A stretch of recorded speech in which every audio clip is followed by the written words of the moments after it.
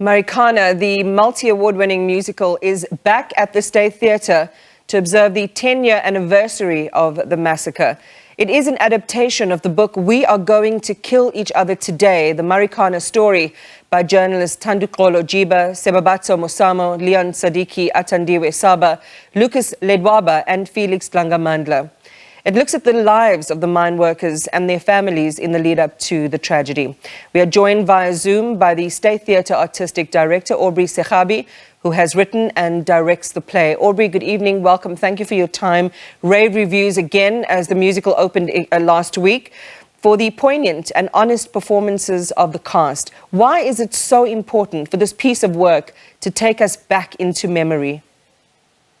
Good evening, Imam. I think that this piece of work is important so that we must not forget. We need to remember, we need to teach the young ones. If you think about it, the kids that were 10 in 2012, who were 10, they are now 20. So it is important that this becomes living history and we keep on reminding them that this should never happen again. What lessons, Aubrey, are you hoping will continue to remind us of our duty to justice to all those affected? You mentioned the young people there who, are no longer little children anymore. They're almost touching adulthood, how it affects them, but also accountability among those who were complicit in this tragedy. I think for us, Marikana, the musical, we also promoting tolerance, because there has to be engagement. If you look at how we attained our freedom, it was through negotiations and conversations. And that's what needed to have happened at that point, so that the employer engages the workers, but also the workers to speak to each other. Because if we do not do that, what exactly happened is we lost about 44 lives there. But it is the story, the themes that we're touching on, it's grief, it's loss. But like I say, it is tolerance. I think what we're learning from that, 10 years later, the conversation continues. We are still feeling the same way that we felt when this tragedy happened. So for it not to happen again, we need to keep on telling our stories, telling this living history to our children and generations to come. And it certainly is a living history. One of our anchors, Bongiwe Zwane, went back and did a really emotive look, of these 10 years without parents, without breadwinners, without parents, a father figure in their home or fathers in their homes, and what this means. And you're so right, the pain and the wounding is just so visceral. Veteran actors, Mishak Mavuso, Magabane, Aubrey Pue, their characterizations of some of the key figures on that terrible day are being lauded for their performances, along with the rest of your 40-strong cast and the 13-piece band. What can you tell those that haven't seen it yet why this is a provocative must-see for all South Africans and indeed everyone who loves justice?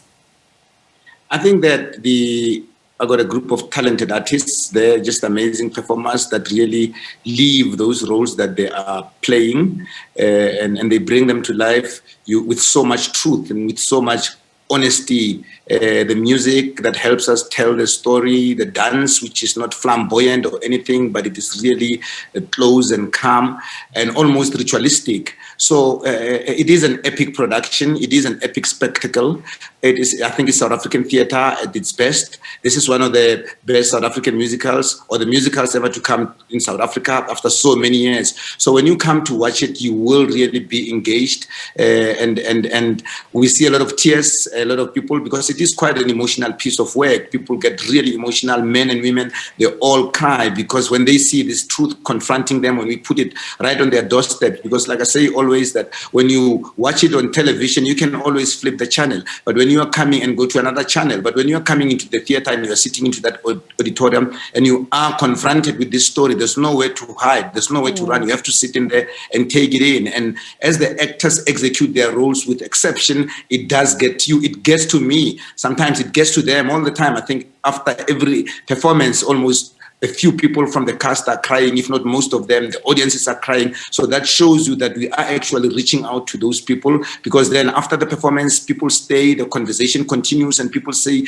I never knew, now I know, now I understand. And that's the sort of conversations that we want to see happening, because 10 years on, we're still talking. 10 years on, can we say that the lives of the miners have changed drastically? No. So it is important that we keep on reminding our people and generations to come that this is a story, this is a tragedy that befell us on that fateful day and that fateful week. And a tragedy which still needs answers in many ways. Again, that's one of the questions that Bongiwe Zwane, my colleague, is asking in this news clip that we will carry on Monday. You know, Aubrey, this is a deeply human, but also a political and social story that effectively drags us by the scruff of our necks back into violent memories of apartheid and the quelling of uprisings during that violent era.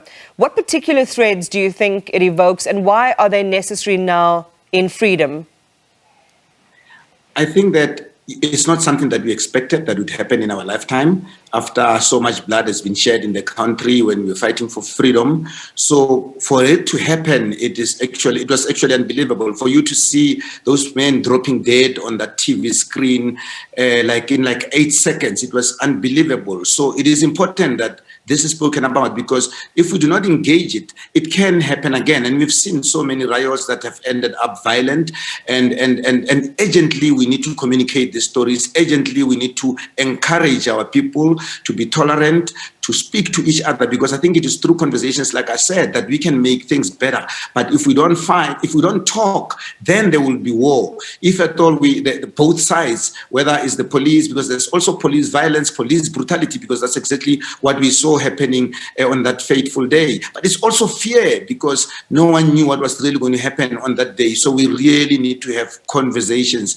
When you look at those families that have lost their loved ones, they've lost their breadwinners, how sometimes you expect them to forget, they cannot forget, yes, but we have to move towards forgiving. We have to start forgiving each other. If we could forgive the apartheid government for shooting us in Sharpeville, if we could forgive the apartheid government for killing us in Soweto and all over the country in 1984, all over the place, then we should begin to forgive each other. We should begin to heal and close those wounds. The wounds are still open, but they need to be closed. But that can happen through engagement and dialogue. Yeah, and through true justice. Thank you very much, Aubrey Sekhabi, the Artistic Director of the State Theatre.